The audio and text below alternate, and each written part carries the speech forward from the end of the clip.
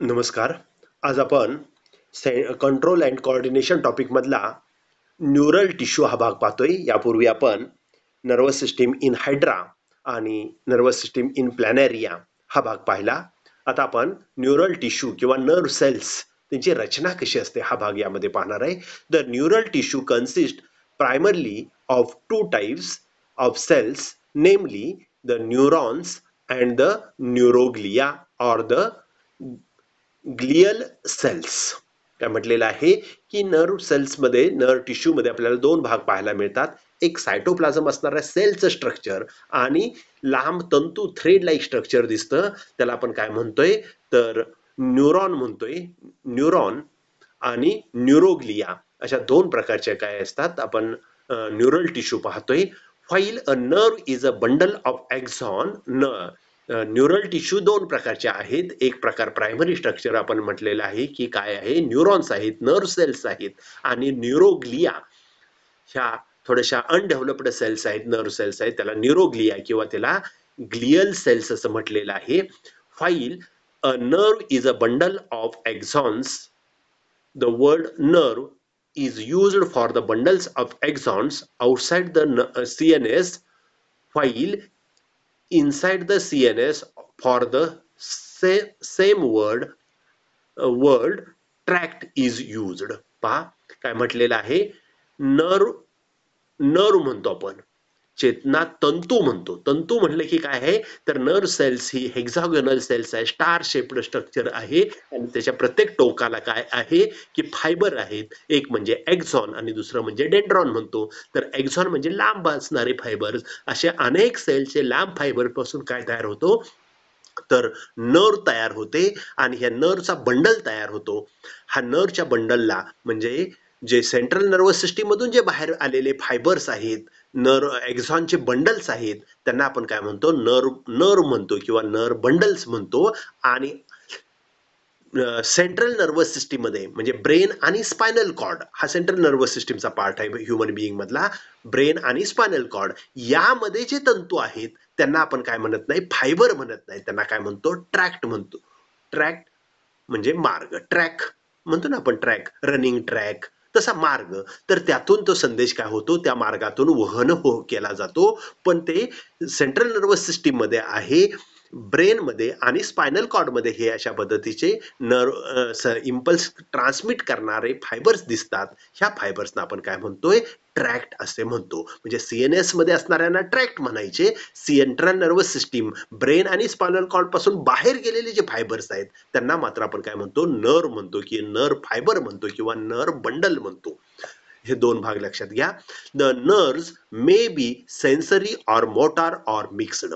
आता नर्वचे तीन प्रकार पडतात. चेतना तंतू जो आहे, चेतापेशीपासून बाहेर पडलेला जो तंतू थ्रेड आहे तो, त्याचे तीन भाग पडलेले आहेत. एक म्हणजे सेन्सरी म्हणजे संदेश घेऊन येणारा, मग कुठल्याही अवयवाकडून, त्वचेकडून स्पायनल कॉर्डकडे किंवा ब्रेनकडे संदेश घेऊन येणारा, डोळ्याकडून, जिभेकडून, कानाकडून, सगळे जे ज्ञानेंद्रिय आहेत त्यांच्याकडून सेंट्रल नर्वस सिस्टीमकडे सेन्स घेऊन येणारा, इम्पल्स घेऊन येणारा जो फायबर आहे त्याला आपण काय म्हणतो, सेन्सरी न्यूरॉन असे म्हणतो, सेन्सरी नर्व असे म्हणतो. दुसरी नर्व आहे त्याला म्हटलेलं आहे मोटार नर्व. आता मोटार नर्व किंवा इफेक्टार नर्व, इफेक्ट जो संदेश ब्रेनकडे किंवा स्पायनल कॉर्डकडे घेऊन आलेला आहे त्या संदेशावरती ब्रेननं किंवा स्पायनल कॉर्डनं डिसिजन घेतला आणि काहीतरी निर्णय सांगितलेला असेल, तो संदेश त्या विशिष्ट भागाकडे काय केला जातो, ट्रान्समिट परत घेऊन जाणारे जे नर्व आहे, म्हणजे सेंट्रल नर्वस सिस्टीम कडून एखाद्या अवयवाकडे जाणारी जी नर्व आहे त्याला काय म्हणतात, इफेक्टार न्यूरॉन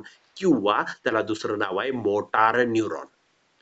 आणि तिसरा नर्व फायबर आहे तो त्याच्यामध्ये संदेश सेंट्रल नर्वस सिस्टीमकडे पण येतो आणि सेंट्रल नर्वस सिस्टीमकडे कडून इफेक्टार ऑर्गनकडे पण जातो. दोन्हीही दोन बोथ द वेज ही चालते नर्व, म्हणून ह्याला काय म्हटलेलं आहे, मिक्स टाईप. मी तुम्हाला काल उदाहरण सांगितलं होतं की काही ठिकाणी वन वे असतात, बरोबर आहे का नाही. वन वे त्या एकाच दिशेने जायचं असतं, हायवेला वन वे, बरोबर आहे का नाही, की एकाच दिशेने जायचं, त्याच दिशेने उलट जाता येत नाही. मग सेंट्रल नर्वस सिस्टीम कडून मेसेज सेंट्रल नर्वस सिस्टीम कडे घेऊन येणारा त्याला सेन्सरी म्हटलेलं आहे, सेंट्रल नर्वस सिस्टीम कडून घेऊन जाणारा त्याला काय म्हटलेलं आहे, इफेक्टार किंवा मोटार म्हटलेलं आहे आणि मिक्स मध्ये काय हे दोन्ही हायवेला दोन्ही ट्रॅक असतात येण्यासाठी आणि जाण्यासाठी असतो. बरोबर आहे की नाही? किंवा सातारा मेढा रस्ता हा कसा आहे मोटार टाईप्स आहे दोन्ही टाईप्स आहेत येणे आणि जाणे दोन्हीसाठी आहे. काही वेळा काय केला जातो मार्ग कमी असेल आणि रहदारी जास्त असेल तर ट्रॅफिक साताऱ्यामध्ये आपण पाहतोय की वरचा रस्ता बोगद्याकडे जाण्यासाठी आणि खालचा रस्ता पवी नाक्याकडे राजवाड्याकडून पवी नाक्याकडे येण्यासाठी आहे. हे झाले वन वे. बरोबर आहे की नाही? तर अशा पद्धतीनं मग पवी नाका सेंटर धरलं किंवा राजवाडा सेंटर धरलं तर तिथून राजवाड्यापासून जाणारा आणि राजवाड्याकडे येणारा म्हणजे सीएनएस सेंट्रल नर्वस सिस्टीमकडे येणारा म्हणून त्याला सेन्सरी म्हणायचं आणि राजवाड्याकडून जाणारा वाहन जिथून दुसऱ्या बाहेर जातात त्यांना काय म्हणणार मोटार न्यूरॉन किंवा इफेक्टर न्यूरॉन. बरोबर आहे? आणि जर दोन्ही असेल एकाच मार्गावरती तर त्याला काय म्हणणार मिक्स म्हणणार. Having both types sensory and motor fibres. Mix मध्ये काय असतात दोन्ही टाईप असतात सेन्सरी असतात आणि मोटार फायबर्स असतात. All these along with the nervous organs make up the nervous system. काय म्हटलेलं आहे हे जे सगळे टाईपचे नर्व सेल्स आहेत या nerve cells nerve fibres nervous organs आहेत ब्रेन आणि स्पायनल कॉर्ड सारखे हे सगळे मिळून काय करतात नर्वस सिस्टीम चेतना संस्था निर्माण करतात. बरोबर आहे? म्हणजे सिंगल नर्व सेल असली त्याचा एक फायबर असला तंतू जरी असला नर्व जरी असली तरी सुद्धा ती नर्वस सिस्टीमचाच पार्ट झाला आणि मग sensory neuron motor neuron mix neuron किंवा सेंट्रल नर्वस सिस्टीमचे पार्ट ब्रेन आणि स्पायनल कॉर्ड आहेत हे सगळे मिळून काय करतात नर्वस सिस्टीम. म्हणजे nervous system consist of all these parts of the higher animals and bring about the coordination and control of various activities of the body. आणि हे काय करतात ही नर्वस सिस्टीम काय करते कोऑर्डिनेशन ठेवते सुसूत्रण ठेवते सर्व अवयवाचं. आपल्याला काय आहे एखादी वस्तू उचलायची आहे तर बोटांची मुवमेंट करून बोटांना ते पकडणे हाताने पकडणे पकडल्यानंतर ती उचलायचं आहे पाण्याचा तांब्या भरलेला आहे तो उचलायचा आहे दुसऱ्या मसलला तो कंट्रोल दिला जातो त्या पद्धतीने तो मसल कॉन्ट्रॅक्ट होतो आणि आपला हात वर उचलला जातो तोंडाकडे पाणी प्यायला न्यायचं आहे त्यावेळी तोंड पण उघडलं पाहिजे बरोबर नाही तर तोंडावर पाणी ओतलं जाईल तर ते म्हणजे हे सगळं जे आहे ते कसं नियंत्रण एक विशिष्ट पद्धतीने योग्य पद्धतीनं चाललेलं असतं म्हणजेच आहे सुसूत्रण आहे कोऑर्डिनेशन आहे. ब्रेन याच्यावरती नियंत्रण ठेवतो आणि सर्व क्रिया योग्य पद्धतीने करून घेतो. आपण पाण्याचा ग्लास घेतलाय तोंडावरती उलटा केलेला आहे आणि तोंड त्यावेळी उघडलं नसेल चालेल का नाही चालणार. मग आपण सुसूत्रण आहे असं म्हणता येईल का नाही म्हणता येणार. तर असं कोऑर्डिनेशन ठेवण्याचं काम कोण करतं नर्वस सिस्टीम करते आणि नियंत्रण ठेवण्याचं सर्व अवयवावरती नियंत्रण पण पाहिजे बरोबर आहे. तर ते नियंत्रण ठेवण्याचं काम सुद्धा कोण करतं हा नर्वस सिस्टीम करत असते. This is done through the receptors which brings in a sensory input towards the central nervous system. काय हे कशामुळं शक्य होतं तर काय आहेत सेन्सरी रिसेप्टार्स आहेत रिसिव्ह करणारे बाह्य बदल आपल्या शरीरामध्ये होणारे किंवा बाह्य बदल होणारे. आता पोटामध्ये दुखतंय पेन्स होत आहेत काहीतरी तिथे बिघाड झालेला असतो म्हणून आपल्याला पेन्स येतात हे समजतं का नाही. म्हणजे तिथून तो संदेश ब्रेनकडे जातो आणि आपल्याला जाणीव होते आपला चेहरा पडलेला असतो कशामुळं तर पोटामध्ये काहीतरी पेन्स होत आहेत वेदना होत आहेत बरोबर आहे का नाही. हे जे आहेत म्हणजे त्या पोटापासून ब्रेनकडे जे मेसेज गेला ते सेन्सरी न्यूरॉननं ब्रेननं फेसवरती चेहऱ्यावरती आपल्या काही एक्सप्रेशन दाखवली त्या तिकडे इफेक्टर ऑर्गनला काय गेलं कार्य दिलं. तर अशा पद्धतीनं हे सेन्सरी रिसेप्टार्स आपल्या बॉडीमध्ये आहेत आणि हे अनेक सेन्सरी रिसेप्टार्स एकत्र येऊन काय झालेले आहेत सेन्स ऑर्गन्स तयार झालेले आहेत अवयव तयार which brings in a sensory input towards the central nervous system. आणि हे सेन्सरी न्यूरॉन काय करतात ह्या रिसेप्टार्स पासून संदेश ग्रहण करणाऱ्या घटकापासून सेल पासून सेंट्रल नर्वस कडे सिस्टीमकडे संदेश घेऊन येतात.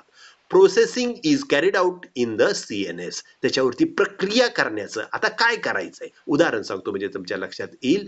पिन प्रिकल आपल्याला एक्झाम्पल घेतो आपण ऑटोनॉमस नर्वस सिस्टीमचं pin prick and withdrawal of hand किंवा आपण फिजिक्सचं प्रॅक्टिकल करतोय, एक सेल आपण घेतलेला असतो, त्या सेलचा काय केलं असतं, सर्किट जोडलेलं असतं आणि सेल आपण काय करतो, सर्किट घेऊन आपल्याला रिडिंग घ्यायचं असतं. पण ऍक्सिडेंटली एखाद्या ठिकाणी वायर काय झालेली असते, सुटलेली असते आणि मग पुन्हा जोडायला गेलो तर तिथं स्पार्किंग होतं. स्पार्किंग झाल्याबरोबर आपल्या हातातलं दोन्ही वायरीचे टोकं काय करतो आपण फेकून देतो आणि आपल्या हात झटकून मागे उभा राहतो. बरोबर आहे का नाही?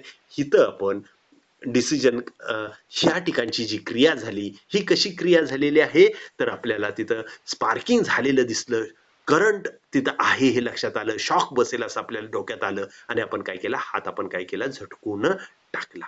बरोबर आहे? म्हणजे डोळ्याला आपल्याला ते दिसलं आणि दिसल्याबरोबर आपल्या हाताने काय केलं, तर ते वायर काय केली, सोडून दिली.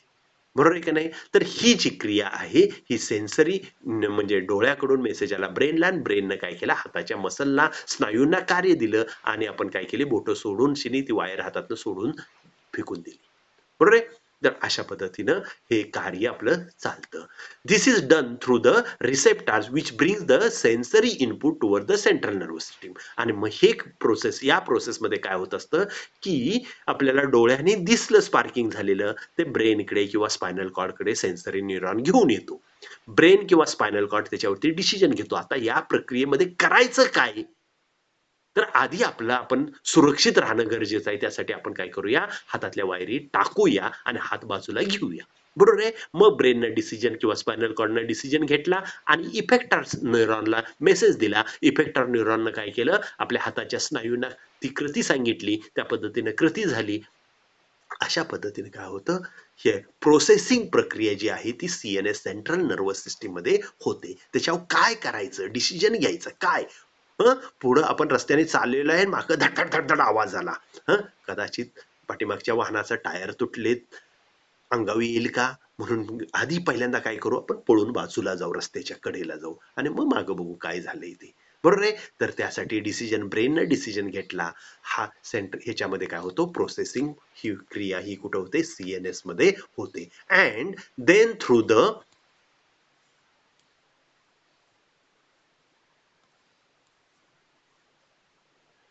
Motor commands the receptor is send out.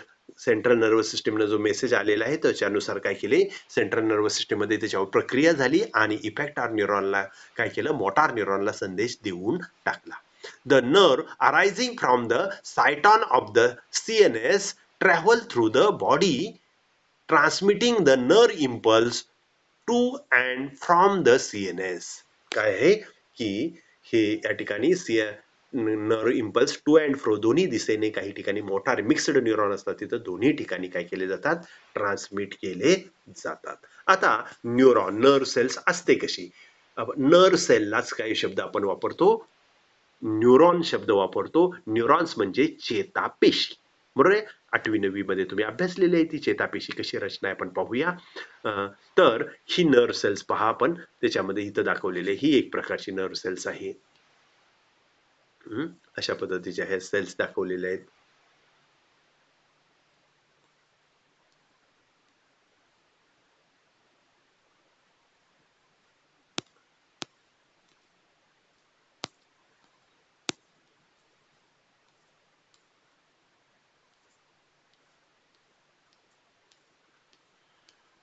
पहा नर्व सेल्स, आपण नर्व सेल्स पाहूया. These are the structural and functional unit of the neurons और नर्वस सिस्टीम. काय आहे न्यूरॉन, नर्व सेल म्हणजे काय, तर चेतना पेशीचा लहानात लहान एकक की जे काय करतं, जे संदेश वहनाचं कार्य करू शकतं. बरोबर आहे? These are the structural and functional unit of the nervous system. लहानात लहान एककाला आपण काय म्हणतो, नर्व सेल्स असे म्हणतो, नर्व सेल्स म्हणतो किंवा काय म्हणतो, न्यूरॉन असं असे संबोधतो आपण त्याला. You may recall the structure of the neuron studied in the earlier class. आपण पूर्वी या पद्धतीने आपण काय केलं, नर्व सेलचा अभ्यास काय केलेला आहे, आपण केलेला आहे. नर्व सेलचा अभ्यास केला आहे. each multipolar neuron has 3 poles parts. काय, मल्टीपोलार, युनिपोलार, बायपोलार आणि मल्टीपोलार. बरोबर आहे? युनी म्हणजे एकच एक्झॉन असेल तर त्याला युनिपोलार म्हणतो, दोन असतील तर बायपोलार म्हणायचं, आणि दोन पेक्षा जास्त एक्झॉन असतील तर त्याला आपण काय म्हणतो, मल्टीपोलार न्यूरॉन. तर त्याच्यामध्ये पेशीद्रव्य, सेलचा भाग, न्यूक्लियस आणि त्याच्या भोवतीचं पेशीद्रव्य असा जो भाग दिसतो त्याला आपण म्हणतो सायटॉन. काय म्हणतो, सायटॉन. स्टार शेपला आपण स्ट्रक्चर काढतो, पण याच्यामध्ये सायटॉन नर्व सेलचं स्ट्रक्चर आपण काढतो, ते स्ट्रक्चर म्हणजे सायटॉन. त्यानंतरचा भाग आहे सायटॉन or sale body.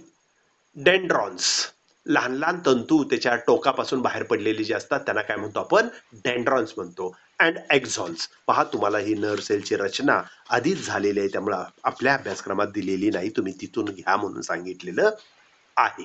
Nerve cells, see, each nerve multipolar neuron has a three parts: cyton, cell body, and dendrons and axon. लहान जो तंतू असतो त्याला आपण एक्झॉन म्हणतो, लहान तंतू असतात त्यांना डेंड्रॉन म्हणतो, आणि एक डेंड्रॉन दुसऱ्या सेलच्या डेंड्रॉनला अटॅच झालेला असतो, आणि अशामुळे याच्यातून एकातून संदेश दुसऱ्याकडे जातो, किंवा एक्झॉन दुसऱ्या एक्झॉनला किंवा दुसऱ्या डेंड्रॉनला अटॅच झालेला असतो, आणि तो त्यातून संदेश काय केला जातो, सायटॉन मध्ये आणला जातो, आणि सायटॉन कडून पुन्हा दुसरीकडे पाठवला जातो.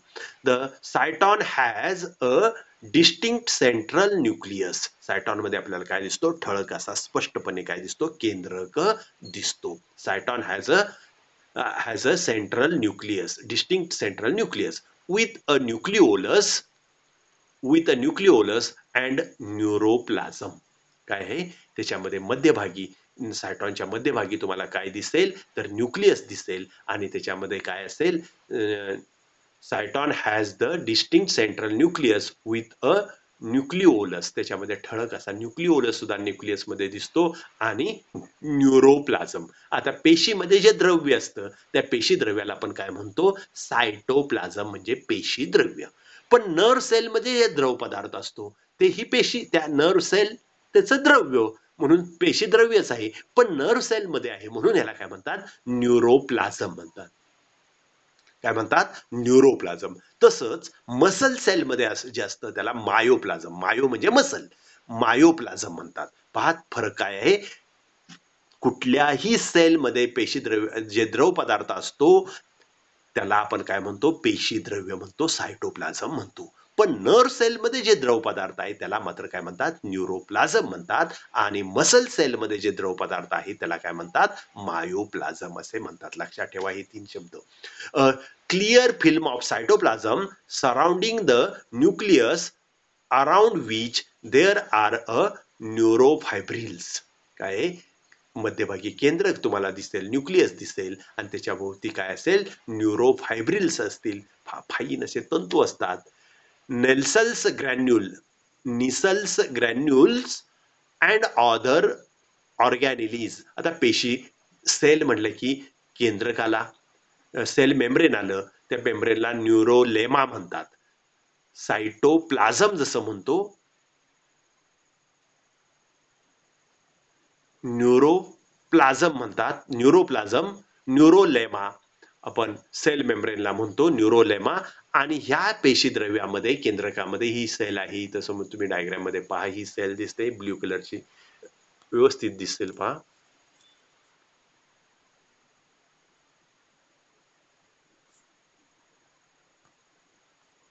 ही सेल्स आपण पाहतोय, ह्या सेल्स मध्ये एक्सपांड करून तुम्ही ही तुमच्या मोबाईलवरती एक्सपांड करू शकता.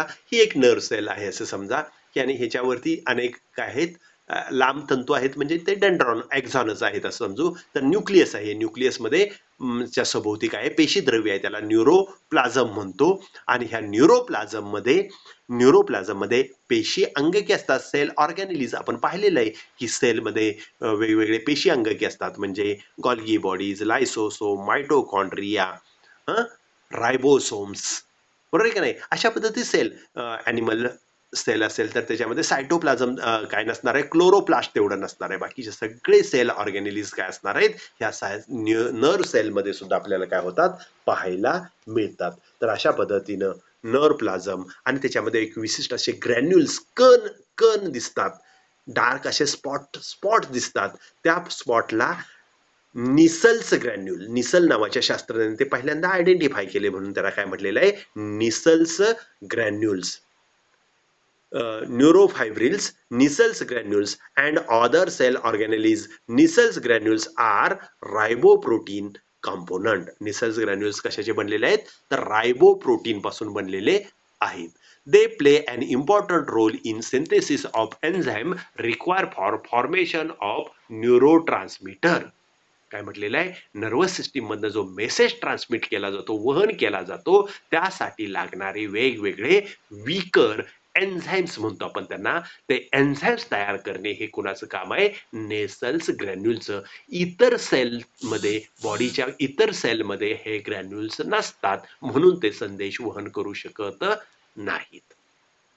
तर नेसल्स ग्रॅन्युल्स मध्ये आपल्याला काय दिसतात, तर हे नेसल्स ग्रॅन्युल मध्ये आपल्याला हे ग्रॅन्युल्स, नेसल्स ग्रॅन्युल्स मध्ये रायबोसोम्स दिसतात, रायबोप्रोटीन्स आहेत, आणि हे रायबोप्रोटीन्स काय करतात, न्यूरोट्रान्समीटर एन्झाइम जे आहे ते तयार करतात.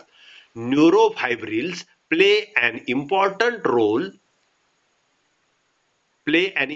Role in transmission of nerve impulse. आणि हे न्यूरोफायब्रिल काय करतात, संदेश वहन करण्याचं काम करतात. सेल मधनं आतून तंतू जे असतात ते काय करतात, संदेश आतून एक सेल्स मधनं मेसेज वहन करण्याचं काम करतात. Dendrons are many small conical processes. लहान तंतू सेल पासून बाहेर पडलेले आहेत, बाहेर पडलेले आत असतील त्याला न्यूरो फायब्रिल्स म्हटलं. बाहेर जे लांब तंतू, बाहेर छोटे तंतू बाहेर पडलेले आहेत त्याला डेंड्रॉन्स म्हणतोय. Dendrons are many small conical processes arising from cytoplasm. सायटोपेशी द्रव्यापासून निघालेले, सायटॉन पासून निघाले, सायटोप्लाझम नाही, सायटॉन पासून निघालेले. सायटॉन म्हणजे ही स्टार शेप्ड मध्ये सेल दिसते त्याला सायटॉन आपण म्हणतो. त्या सायटॉन पासून बाहेर पडलेले लहान तंतू आहेत त्यांना काय म्हणतात, डेंड्रॉन्स म्हणतात. These are highly branched into fine dendrites. आणि त्याचे पुन्हा विभाजन लहान लहान तंतूमध्ये झाले, वरती डायग्राम मध्ये दिसत आहेत पानिळेने, परत तो फायबर आणि डिव्हाइड झालेला आहे, तर त्याला काय म्हटलेलं, डेंड्रायटिस म्हटलेलं आहे. Nissl's granules and neurofibrils both can be seen at the base of the dendron. काय, डेंड्रॉनच्या बेसला आपल्याला हे काय दिसतात, न्यूरोफायब्रिल्स आणि हे नेसल्स ग्रॅन्युल पाहायला मिळतात. They transmit the message towards the cyton. आणि ते काय करतात, सायटॉनच्या दिशेने संदेश वहन करतात. तिसरा पार्ट आहे axon. Axon is a single long usually unbranched processing arising from the cyton. Cyton पासून एखादा लांब तंतू आलेला असतो, त्याच्यावरती फांद्या नसतात, असा लांब तंतू आहे, त्याला काय म्हणतो आपण, एक्झॉन असे म्हणतो. Axon is a single long, usually unbranched processes arising from cyton at the axon hillock. It consists of bundles of neurofibril. आणि जिथं एक्झॉन संपतो त्याला, त्या रिजनला म्हटलेलं आहे हिलॉक म्हटलेलं आहे. हिलॉक रिजन मध्ये काय होतात, न्यूरोफायब्रिल्स, अनेक फायब्रिल्स, लहान लहान फायबर्स आपल्याला, म्हणजे जशी एखादी आपली वायर असते, वायर पहा, ही वायर आपण एकत्र असते, पण ती वायर आपण शेंडा त्याचा प्लास्टिकचं कोटिंग काढलं तर त्याचे फायबर, लहान लहान फायबर्स असे वेगळे होतील, असे फायब्रिल्स, लहान फायबर्स. आणि ही लांब प्लास्टिक कोटिंग असलेली वायर आहे ती काय झाली, एक्झॉन झाला. आणि पुढे काय आहेत, हे डेंड्रॉन्स आहेत. Nissl's granules are absent. ह्याच्यामध्ये नेसल्स ग्रॅन्युल्स नसतात, एक्झॉनच्या टोकाला नेसल्स ग्रॅन्युल्स नसतात. Terminally the axon gives out branches called as a telodendrons. आणि शेवटी फायनली ते काय करतात, हे एक्झॉन्स आहेत, एक्झॉनच्या शेवटी असे अनेक फायबर्स बाहेर पडलेले असतात, त्याला टेलोडेंड्रॉन्स असे म्हणतात. Axons carry the message away from the cyton. Axon काय करतो, सायटॉन पासून मेसेज दुसरीकडे घेऊन जातो. डेंड्रॉन्स मेसेज सायटॉन कडे आणतात, सायटॉन कडून मेसेज एक्झॉन काय करतो, दुसरीकडे घेऊन जातो, सायटॉन पासून बाहेर घेऊन जातो, दुसऱ्या सेल कडे जाईल किंवा इफेक्टर ऑर्गन कडे जाईल. Axons may give out lateral branches called collateral the terminal branches attaches to the muscles, आणि त्याचा शेवट कुठं झालेला असतो, मसलला झालेला असतो. Muscle glands skin telodendrons of another neuron, दुसऱ्या न्यूरॉनच्या टेलोडेंड्रॉनला ते चिटकलेले असतात किंवा इफेक्टर ऑर्गनला ते पोचलेले असतात. मग तो ग्रंथी असेल, म्हणजे उदाहरण सांगता येईल आपल्याला, नंतर सांगतो वेळेअभावी. तर हे जे आहेत ते dendrons interconnecting between two neurons और neuron with a motor organ is called as a synapse, आणि दोन न्यूरॉन एकमेकाला जोडलेले असतात, काही मायक्रोस्कोपिक गॅप असतो, दोन न्यूरॉन मध्ये, दोन एक्झॉन मध्ये, दोन डेंड्रॉन मध्ये मायक्रोस्कोपिक जो गॅप असतो त्या गॅपला काय म्हणतात, सायनॅप्स असे म्हणतात. It is